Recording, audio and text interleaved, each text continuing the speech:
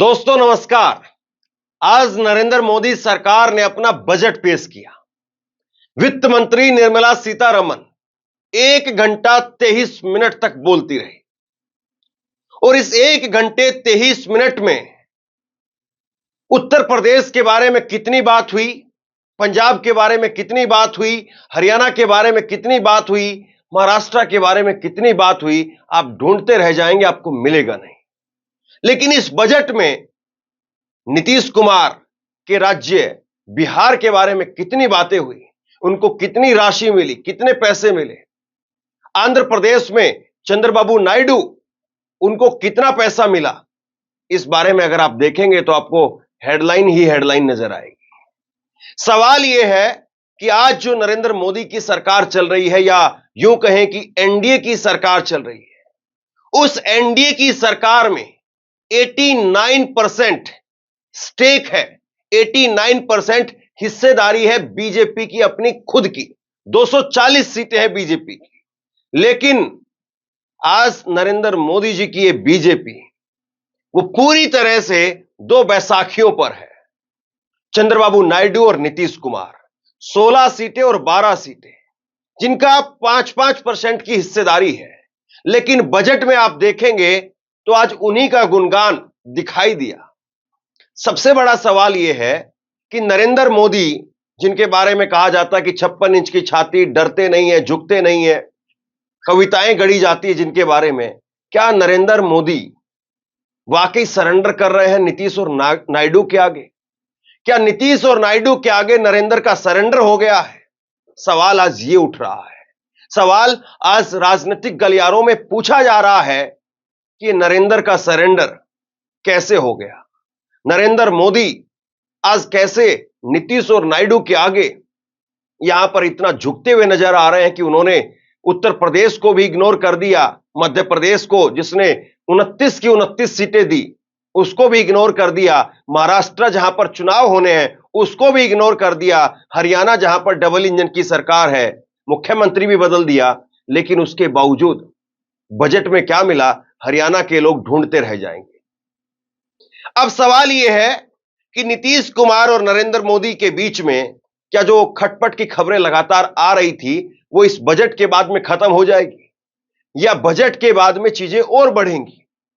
क्योंकि अब जो बड़ा सवाल खड़ा हो रहा है वो ये कि नायडू को 16 सीटें हैं, लेकिन नायडू को मिला 15,000 करोड़ रुपए, और नीतीश कुमार जिनके पास में 12 सीटें हैं उनको मिला 59,000 करोड़ रुपए। तो आखिरकार ये 59,000 करोड़ और 15,000 करोड़ में अंतर, और नायडू और नीतीश के स्वभाव का अंतर, क्या वाकई सरकार इसको भांप नहीं पा रही है, या पर्दे के पीछे कुछ और भी खेल चल रहा है?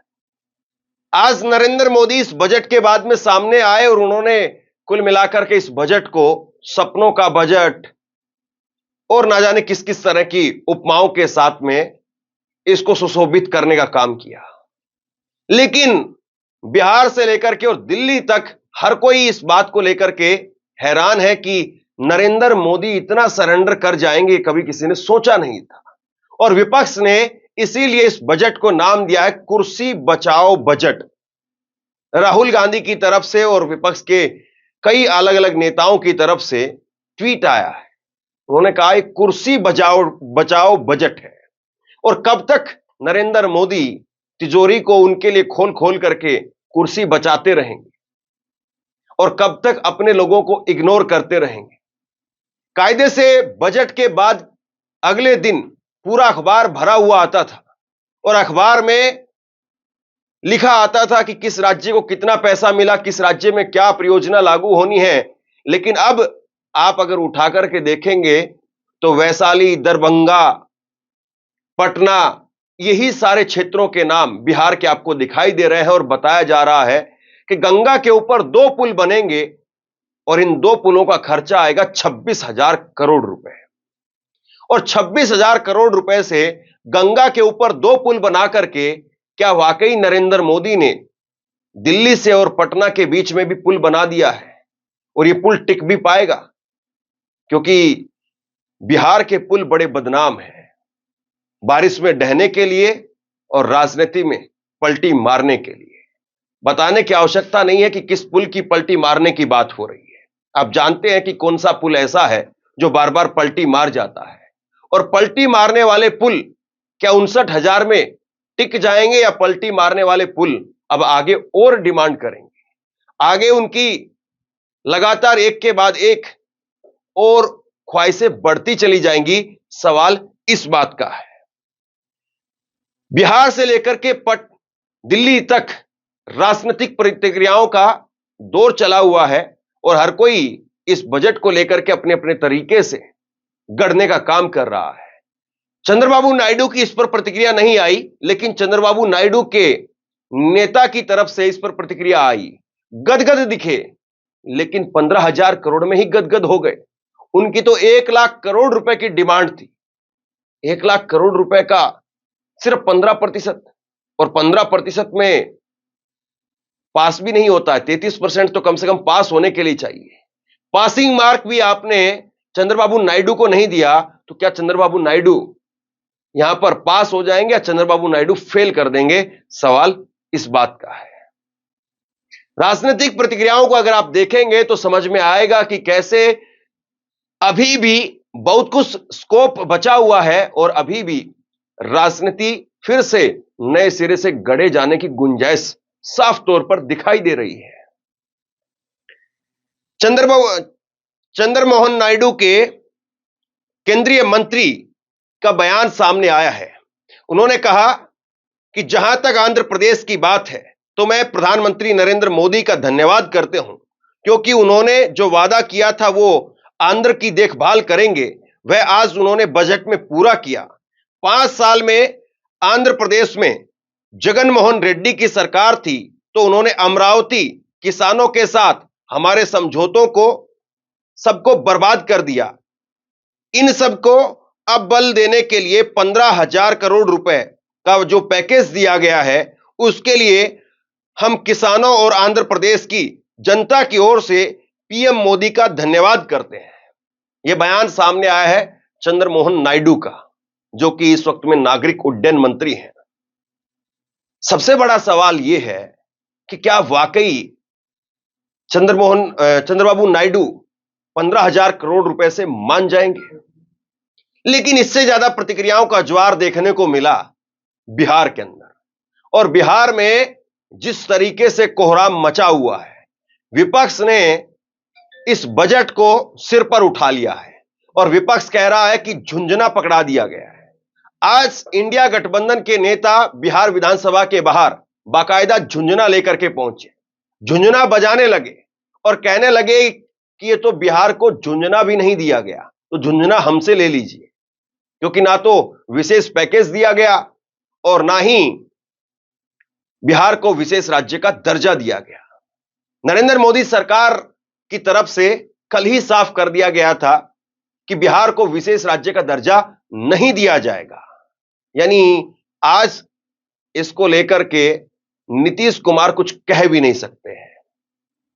बिहार में राबड़ी देवी, पूर्व मुख्यमंत्री, उनका बयान आया।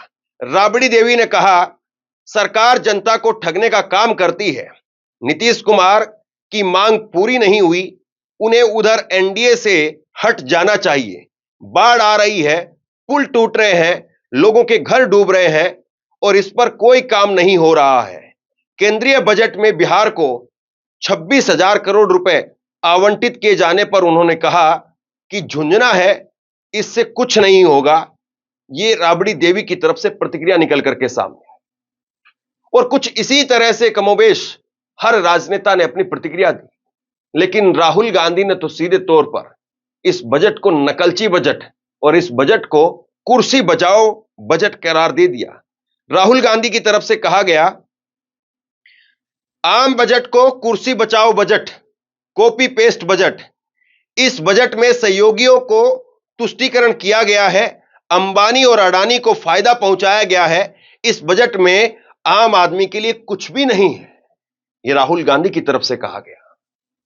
केवल बात राजनीतिक प्रतिक्रियाओं की नहीं है, केवल बात राजनेताओं की भी नहीं है।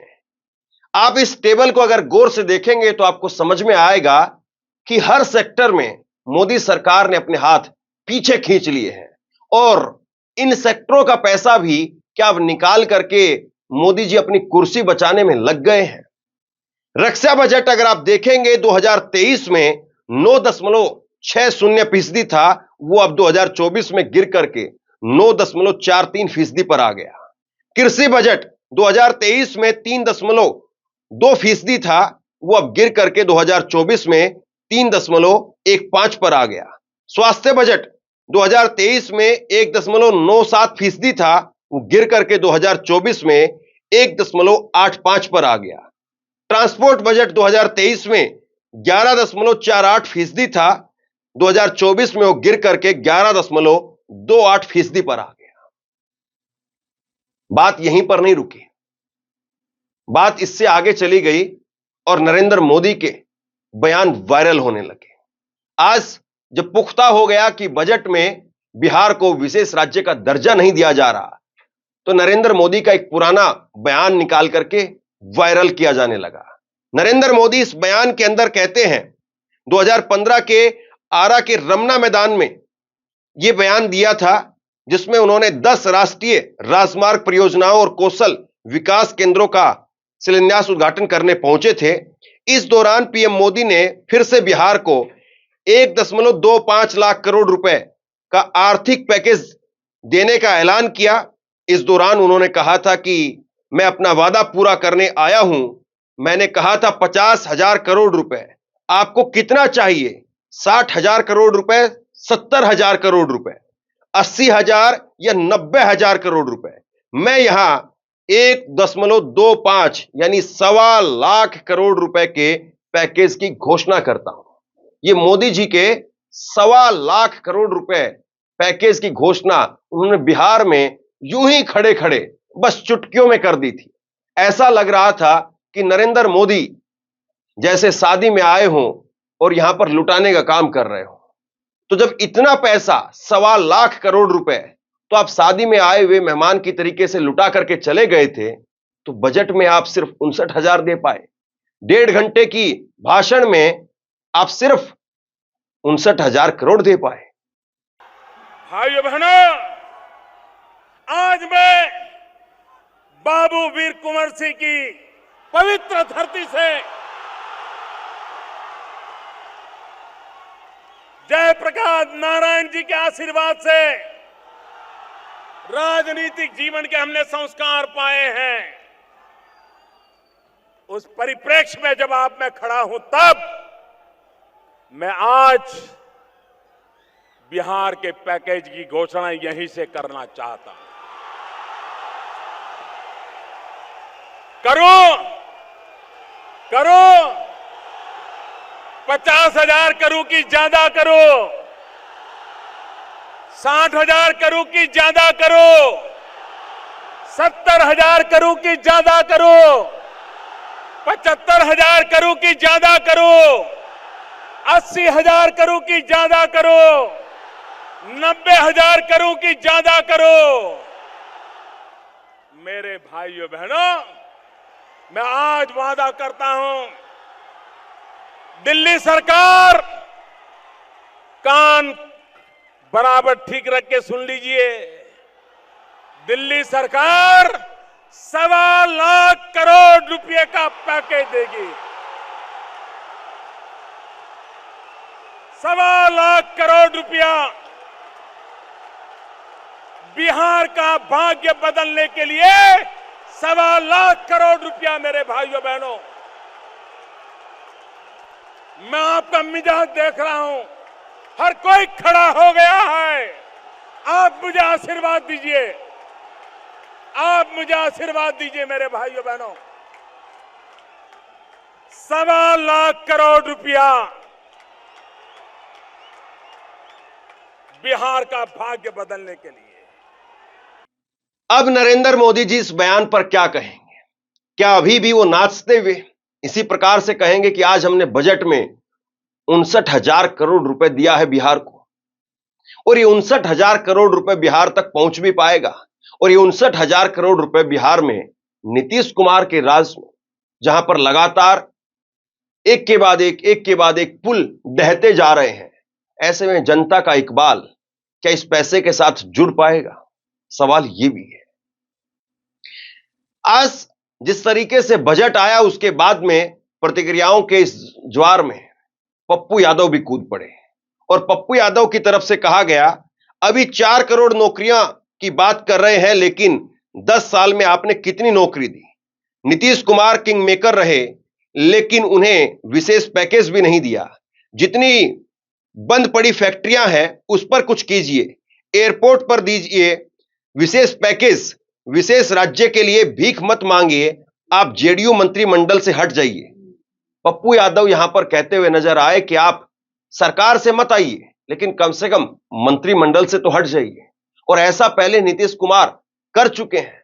जब मोदी जी ताकतवर थे तब भी नीतीश कुमार ने मोदी को इसी तरह से अपनी ताकत का एहसास कराया था। आज तो नीतीश कुमार की कंधों पर सरकार है। जब नीतीश कुमार के कंधों पर सरकार है तो क्या उसका असर भी नीतीश कुमार दिखा पाएंगे? सवाल इस बात का भी है। लेकिन जिस तरीके से बिहार में इस बजट को लेकर के चर्चा हो रही है, जिस तरीके से बिहार के लोग इस बजट को लेकर के चर्चा कर रहे हैं, तो क्या ऐसे में संभव है कि अब नीतीश कुमार वो फिर से पलटी मार सके? नीतीश कुमार नरेंद्र मोदी को फिर से आंखें दिखा सके? क्या यह संभव है? नीतीश कुमार के भी कुछ बयान सामने आ रहे हैं। नीतीश कुमार का भी एक बयान देख लीजिए, जिसमें नीतीश कुमार कह रहे हैं कि अब एक एक जगह पर बिहार के विशेष राज्य के दर्जे के लिए आवाज उठाई जाएगी, इस्तीफा होगा या आंदोलन होगा। यहां तक की बात जो है वो नीतीश कुमार कहते हुए नजर आ रहे थे। आज की तारीख में क्या नीतीश कुमार इस बात को फिर से दोहरा सकते हैं? आगे बढ़ जाएगा।